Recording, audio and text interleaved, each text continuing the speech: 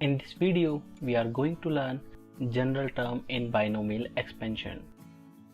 In the expansion, r plus 1 th term is called general term and denoted by tr plus 1. That is, tr plus 1 is equal to n c r x raised to the power n minus r and a raised to the power r. Here NCR is a combination. Now another one is middle term in binomial expansion of x plus a raised to the power n. To find middle term, there are two cases. One is if power n is even, then the formula of middle term is n upon 2 plus 1 th term.